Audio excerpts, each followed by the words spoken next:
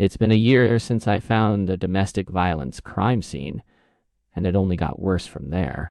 In mid-June of 2025, I was getting ready to meet up with my boyfriend when I heard a scream. I had my earbuds in. I can't so much as hear someone in the same room trying to speak to me when I have my earbuds in. A couple on that floor had been arguing for days. Well, I was keeping an eye on things, so I opened the door to my unit and listened. Nothing. Nothing. I left it open, still concerned, but then this cold feeling came over me. Keeping it open suddenly felt wrong. I ran back from my bedroom, shut it, changed clothes, and left. I listened for ongoing conflict as I walked down the hall, but things seemed to have calmed down. Such a loud scream still felt worth a call to 911, though, so I pulled out my phone as I walked toward the side door at the end of the hall, just past their unit. The door was open. On the floor was a puddle of blood.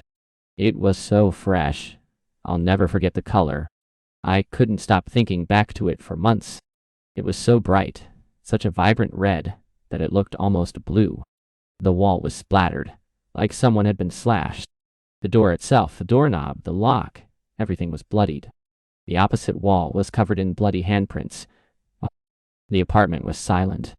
I should have turned around and locked myself in my unit, but my brain just told me to get to my boyfriend, so I ran out the side door and down the hill, calling 911. There was a scuffle at the bottom of the hill, and I got this sense it had to be related. I told 911 what I saw. I called my building manager. I called my boyfriend.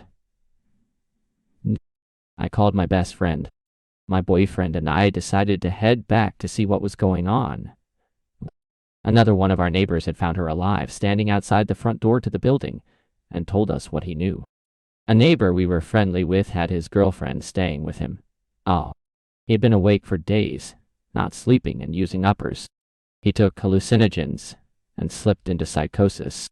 I don't want to detail everything he did to her. It feels wrong. Suffice to say, the list is long. It was a brutal attack, and this girl was tiny. She escaped, and he ran down the hill and attacked someone else. The scuffle I saw when I left my building. When we walked back into the building, there was blood everywhere. The entryway, all up and down, every wall.